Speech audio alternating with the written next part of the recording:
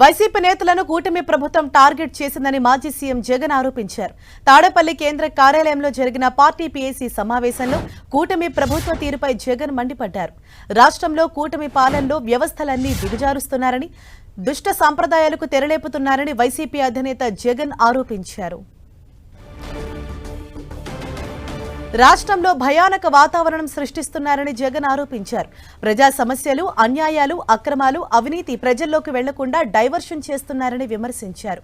Senior IPS అధికారి ఆంజనేయులను arrest చేయడం కూటమి కక్ష రాజకీయాలకు పరాకాష్ట అని, ఇదే కేసులో మరో 2 పోలీసు అధికారుల పట్ల ప్రభుత్వ తీరును కోర్టు తప్పుబట్టిందని గుర్తు చేశారు.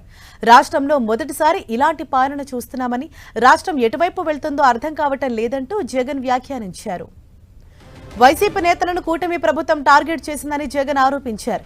ఎంపీ మిథున్ రెడ్డిని కూడా టార్గెట్ చేశారని, తనకు సంబంధం లేకుండా లిక్కర్ కేసులోకి లాగుతున్నారని మండిపడ్డారు. చంద్రబాబు హయాంలో కూడా లిక్కర్ స్కామ్ జరిగిందని, దానిపై గతంలో సిఐడి కేసు కూడా నమోదు చేసిందన్నారు. కూటమి ప్రభుత్వం అధికారంలోకి వచ్చాక ఆ లిక్కర్ స్కామ్ కేసు ఏమైందని జగన్ ప్రశ్నించారు.